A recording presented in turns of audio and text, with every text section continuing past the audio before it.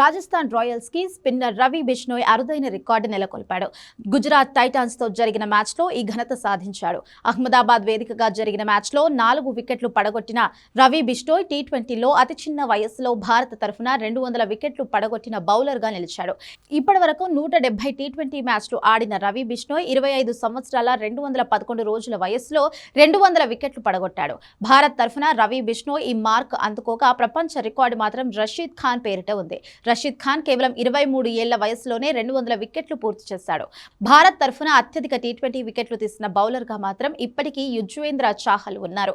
IPL 2026లో high tension నెలకొల్పిన high scoring match లో రాజస్థాన్ రాయల్స్ థ్రిల్లింగ్ విక్టరీ నమోదు చేసింది. ఈ మ్యాచ్ లో 4 వికెట్లతో రవి బిష్నోయ్ మ్యాచ్ స్వరూపాన్ని మార్చేశాడు.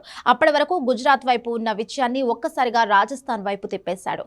ఆఖరి 2 ఓవర్స్ లో జోఫ్రా ఆర్చర్, తుషార్ దేశ్ పాండే కేవలం 8 పరుగులే ఇవ్వడంతో రాజస్థాన్ 6 పరుగుల తేడాతో విజయం సాధించింది. మ్యాచ్ అనంతరం తన ప్రదర్శనపై రవి బిష్నోయ్ మాట్లాడుతూ రాహుల్ తెవాటియా వికెట్ తీసుకోవడంతో మ్యాచ్ మలుపు తిరిగిందని చెప్పాడు. తెవాటియా క్రీజులో ఉంటే మ్యాచ్ గుజరాత్ వైపే వెళ్లేదని అభిప్రాయపడ్డారు. సరైన సమయంలో అవుట్ చేయడం మ్యాచ్ కు టర్నింగ్ పాయింట్ గా మారిందంటూ player of the match award తీసుకున్న సమయంలో చెప్పారు. ఈ మ్యాచ్ లో తొలుత బ్యాటింగ్ చేసిన రాజస్థాన్ రాయల్స్ 20 ఓవర్స్ లో 6 వికెట్ల నష్టానికి 210 పరుగులు చేసింది. యశస్వి జైస్వాల్ 55, వైభవ్ సూర్యవంశీ 31, ధ్రువ్ జురేల్ 75 పరుగులు చేశారు. 211 పరుగుల లక్ష్యంతో బరిలోకి దిగిన గుజరాత్ కు ఓపెనర్లు సాయి సుదర్శన్, కుమార కుషాగ్రా మంచి ఆరంభం ఇచ్చారు. సాయి సుదర్శన్ 73 పరుగులు చేసిన మిడిల్ ఆర్డర్ కుప్పకూలడంతో గుజరాత్ 20 ఓవర్స్ లో 204 పరుగులు మాత్రమే చేసి ఓటమి పాలయ్యింది.